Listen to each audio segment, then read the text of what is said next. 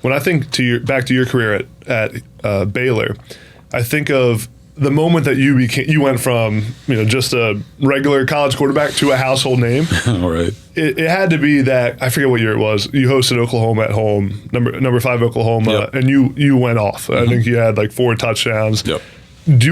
What was the moment for you during your time at Baylor where it flipped and you became RG3 the superstar and not just a regular quarterback anymore? Yeah. It was, for at Baylor, it was my freshman year. Mm-hmm. So I played as a true freshman. I did not start as a true freshman. Mm-hmm. I came in the second quarter of the first game against Wake Forest, mm-hmm. and I never came out the game ever after that. So I had like a little Reggie Bush moment on the sideline. I came in the game. We lost that game, but I came in the game. I ran, zone read out to the left mm-hmm. side, and I had a step back run on the sideline. Defensive lineman was chasing me mm-hmm. from the middle of the field all the way to the sideline. I saw him at the last second, so I stopped and went back, and he went flying out of bounds. And, I got up vertical, got about 15 more yards before I got tackled. Wish I would have scored, by the way. But I got tackled, and in that moment, the crowd started mm-hmm. chanting RG3. Mm-hmm. And I'm like, I've never been called this before. Guys, we have a new sponsor for the Next Up podcast, Caldera Lab, and I am fired up. Because of Caldera Lab, I'm able to put my best face forward. How do I do that? By adding a skincare routine from Caldera Lab into my day every single day. Now, I know what you're saying. There's no way this guy sticks to a skincare routine, but joke's on you because there's no way this face stays this clean and looks this good without it. And honestly, it's not that hard. I just needed the tools, and now I have them from Caldera Lab. Here's some insight on my personal routine. Number 1, the Clean Slate. It's a face wash that starts and ends every single day for me. Number 2, the base layer, a moisturizer that hydrates my skin. And number 3, the Good, a bedtime night serum that has my skin feeling tighter and smoother than ever before. The skincare world is not just for females anymore, it's for men too, and it's doing wonders for me. So what are y'all waiting for? Go to calderalab.com/AdamB for 20% off their best products. That's a huge discount at calderalab.com/AdamB. And guys, supporting our sponsors like Caldera Lab supports me and allows me to do this podcast every single week for all of you. So please support Caldera Lab at calderalab.com/AdamB for 20% off. In high school, my friends would call me RLG3 because my middle initial was. Oh, this hasn't been a lifetime nickname. It's not been a lifetime nickname. It literally popped up in college. And it happened because the broadcast announcer said it. Oh, RG3 down the sideline. That was it. After that, at Baylor, because you got to realize Baylor was on I think an 18-year bowl drought. Mm-hmm. They were bad. They were really bad. Yeah. So the crowd wasn't really there at the game.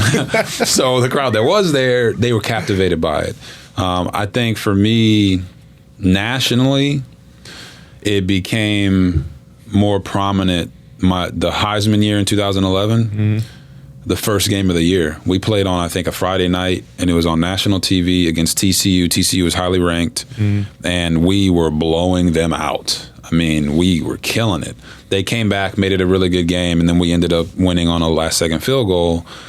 Next day, I'm in Dallas because game day is there. Mm-hmm. So they requested that, hey, can we get your quarterback to come to game day? And I went to game day the next day, and it was like those 2 days kind of launched me nationally from a football perspective to become a household name. Yeah. I was a freshman All-American when I was a freshman, but it was, it's a different level. It was a different level. And I think 4 or 5 games into the season in 2011, I had more touchdown passes than incompletions. So it was like we were really doing it big. And then it was honestly Oklahoma. So TCU at the beginning of the game, Oklahoma, the last second touchdown pass to Terrence Williams in the back corner of the end zone. That I could hear my coach saying, no, no, no, right before I threw the ball. And then, yes, yes, yes, after we scored. Yeah. And the Texas game right after that. Those 2 games, those 3 games really just, that won us the Heisman that year and really propelled me into every home in America. And, you work so hard. I still remember going into the Heisman year 2011, we're in the locker room. We're talking. You know how it is in the locker room. Guys are like, oh, man, who would you take? Would you take this guy or would you take this guy? And my running backs over here, And I'm going to put them on. I'll say the names. I'll put them on blast. Glasgow Martin was one of the running backs. Jared Salubi, Terrence Ganaway. These are our running backs. They're talking, and they're like, hey, man, what quarterback would you take? So my locker's right there. I'm listening. It's like, oh, man, I'm taking Cam Newton. No, I'm taking Andrew Luck. I would take this guy. I'm like, all right. I'm right here. This is in the offseason. I'm like, all right. I look at Glasgow. I said, well, I would take me. Yeah. And I said, I'm going to prove to y'all why you should take me. Mm-hmm. And I'll never forget, I forgot about that comment. And then we win the Heisman, and we're in bowl practices. And that running back group came up to me and said, you said you were going to prove to us why we should have picked you, and you were right. Uh-huh. And I had totally forgot about it because it was just, it's locker room talk. But that part of it for me at Baylor, to be able to do something somewhere it's never been done before, that was a really, changed my life forever. Yeah.